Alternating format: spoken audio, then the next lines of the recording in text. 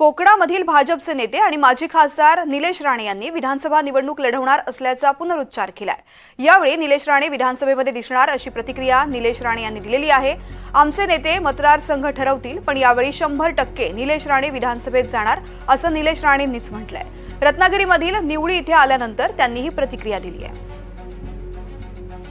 निलेश राणे नेमकं भविष्यात कोणता राजकीय निर्णय घेणार आहेत? विधानसभेमध्ये निलेश राणे दिसणार आहेत का, किंवा विधानसभा निवडणुकीच्या पार्श्वभूमीवरती निलेश राणेंची राजकीय इच्छाशक्ती काय आहे नेमकी? तुम्ही 4 प्रश्न विचारले, मी दुसरा प्रश्न फक्त निवडला।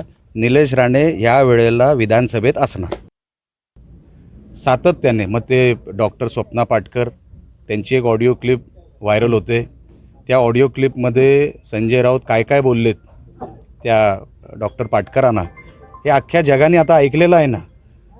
संजय राऊत हा कुठल्या कॅटेगरीचा माणूस आहे? खरं तर संजय राऊत हा कॅटेगरीचा माणूसच नाही, कुठल्या माणूस म्हणायच्याच लायकीचा हा व्यक्ती नाही। एवढ्या खालच्या दर्जाचा जो टीकाटिप्पणी करू शकतो, जो तुमच्या माईकवर थुंकतो, कुठल्या कॅटेगरीचा कुठल्या स्टँडर्डचा माणूस आहे? म्हणून 15 ह्याला जेलमध्ये नाही, ह्याला कुठेतरी ते जनावर ठेवतात ना, तिथे ठेवला पाहिजे। जेल यांची जागा नाही, जेलमध्ये तरी माणसं राहतात, ह्याला जनावरांच्या ठिकाणी ठेवलं पाहिजे।